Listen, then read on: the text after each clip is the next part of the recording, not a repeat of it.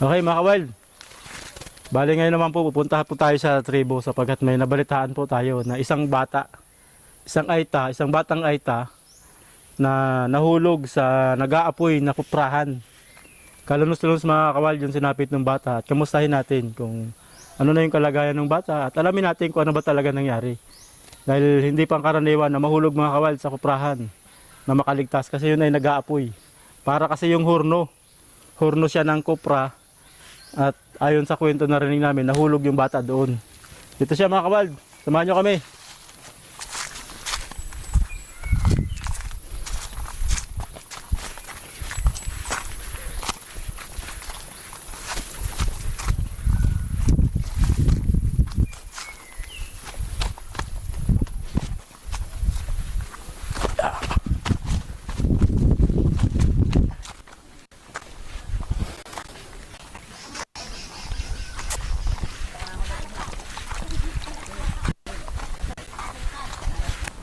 Apo. Ate, magayon umod to.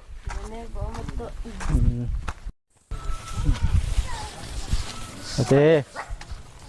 Ayun mga kawild. Bali, ito po si ate. Siya po yung nanay. Ano pong nangyari?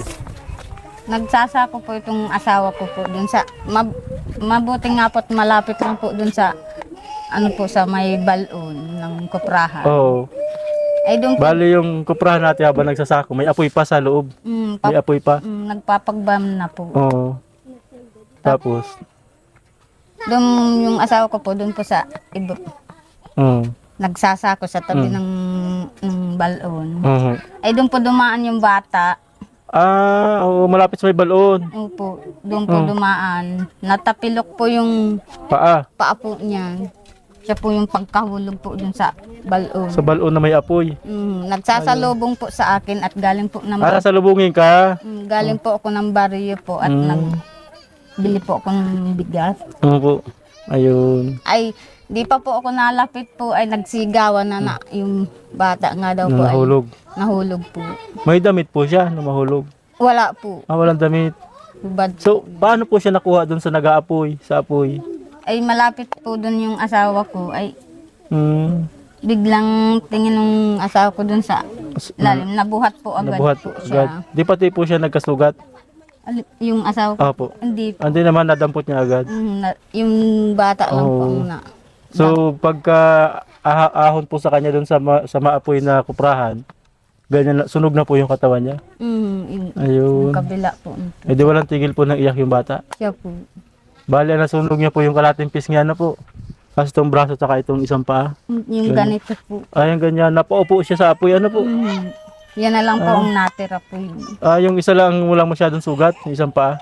Wala Pero na. ito nasunog po yung halos ano niya, ano po. Parang nangyari po, yung paa niya hindi na po, parang Hindi, nabaluktot na ano po. hindi nga po niya. Awang ko lang po pagbahaw na po kung Kung mauunat maunat niya pa pa, po. ano, kawawa naman. Kasi ilang daliri niya po nasunog, ano po. Ito na lang po ang Yan nagalaw na, po yan dun na sa lang isa. ganito.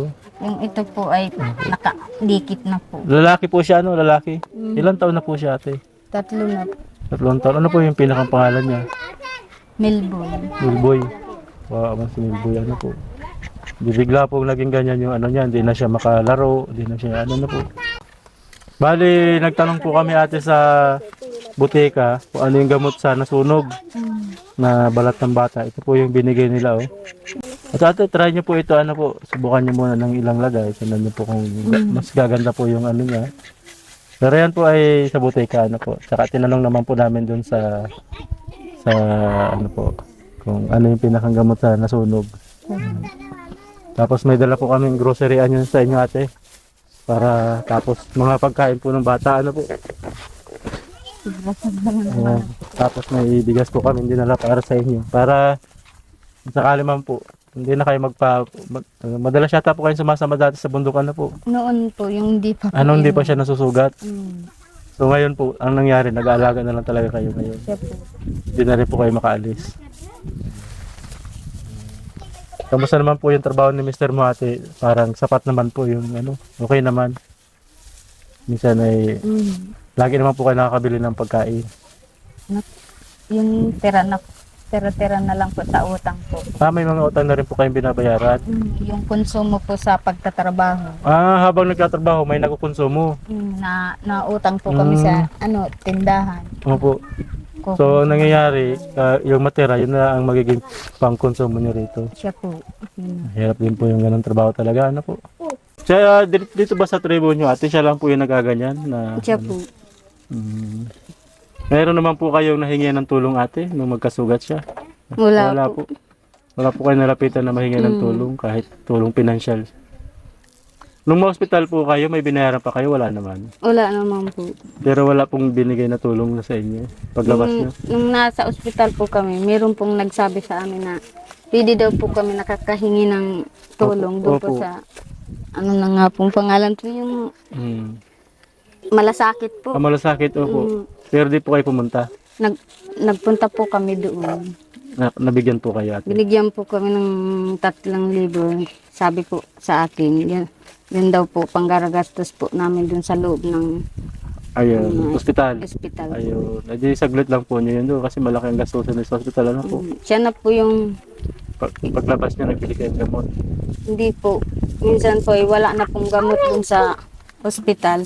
So bibili pa kayo? Nabili po ako ng ganito po Ayun, gamot. yung mga ointment. Ayun. So, doon din pala nauwi sa gastos po nyo. Doon na rin po na papunta yung mga gastos po. Saka po Parang yung kamay niya po nagbalaktot na ano po. baluktot na po yun. Tapos yung paa niya, mansiliboy. Ano pong posisyon niya daw, sabi ng mister niyo nung makukuha? Nakasubsob po o nakaupo lang? Gayaan na po siya. Nakagano'n. Kaso, siyempre iyak siya na iyak. At sa tingin niyo daw po, hindi man masyadong matagal? Hindi man po. Pagka napinutan, nakuha agad siya? Nakuha po agad. Ito pong buhok niya po, nasunog, di man nato? Yung kabila lang Yung po. kabila nasunog. Ayun. Yun lang po siguro ang Ito talaga napasubsob yung tuhod niya, ano po? yung tuhod po. Siya po ang Di ba? Nakasalita na po ba siya? Mm. Nakasalita na? Yun. Yung kakao po, Kakao? yung dahon po. Dahon po ng kakao. Dinurog ko po yung Madiri kakao po, yung kakao mismong may yung kakao po yung kakao mismo. kinakain po. Dinudurog po yung dahon. Kasi Yun po ang pinakang gamot niya talaga sa mga ganyan na sunog. yun na lang po ang pinapahid ko po dyan. Wala na nga pong pang ano po. Medyo kaya lang talagang nagrabe po yung sugat niya, ano po? Nagrabe yung tuhod niya. Ibig sabihin po, kung wala na po yung sugat na yan, wala na sana siyang sugat. Yun po. Kaya lang talagang malaki. Maliit na po yan ang ganito na Lumiit po. na sana dati. Nung nagtigil na po yung gamot nga po na pangpa. So nung may gamot po sana, lumiit na siya. Lumaki ulit. Yung Lumaki matigil na po yung ointment Oo, na siya po. pinupunas nyo. Sayang dapat pala nakabili agad po. Yun sana po yung hinahanap namin, kaya lang sabi nyo wala na po. Ganun po. Maganda pala sana yung gamot na yun. Kaya lang try nyo yun ate, sa sunog din po yan. Ano po? Talagang mahirap talaga ang naging buhay ni Melboy. Parang di na po siya makalakad po. Oo. Sana makalakad pa siya. Bagay hindi niya po yun may unat ngayon dahil may sugat po. Baka naman pagka may unat niya rin pag hilom na. Pero ito pong kabilang paa, nagagalaw niya po na iunat. Opo, nagdadala. Ayun. Ganito. Buti nga po. Hindi naapektuhan. Yan sana. So hanggang pit pala yung sunog niya po. Oo. Parang natakloban po yung Natakloban po. Buti nga po. yung dalawang. Yan sana ang mas mahirap kung naapektuhan. Yung nga po. Ayun.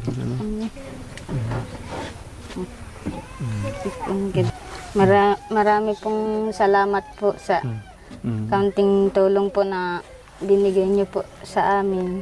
Hindi ko naman po akalain na meron po pala po dating na ganitong tulong po sa amin. Nabalitaan na po kasi namin yung medyo matagal na akala namin. Gagaling din siya agad, pero yun. Tagal din pala gumaling po. Kaya ngayon lang din uli kami nakabalik. Kawawa naman siya. Sana may makatulong pa ulit kami sa ate para tuloy-tuloy yung pagaling niya.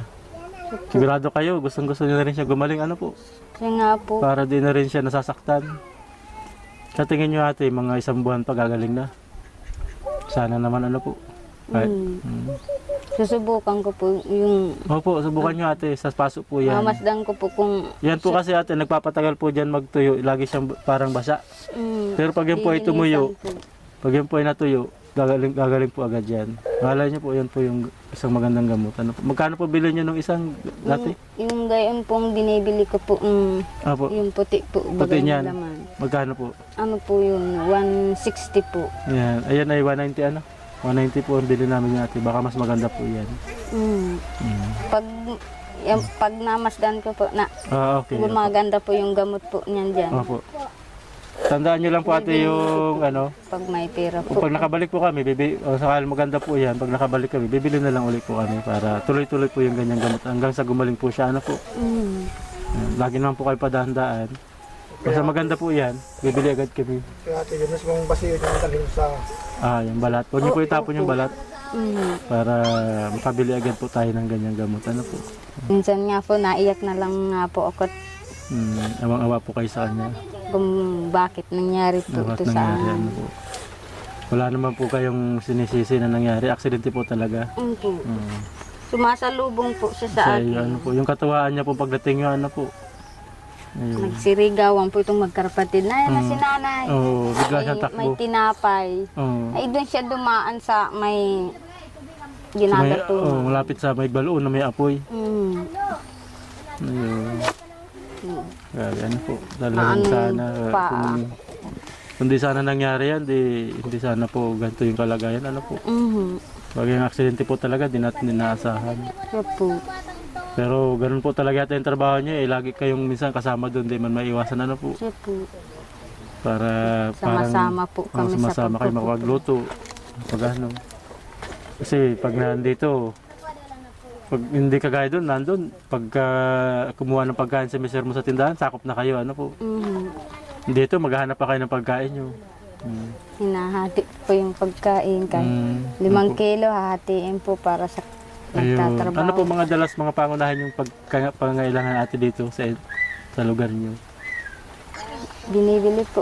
Ano po, ano pong madalas pinakang kailangan niya talaga dito madalas po? Bigas, ganyan, Bigas po. mga pang-ulam. Pero kung minsan po yung mga pang-ulam, nakukuha niyo man po dyan sana, ano po, sa bundok.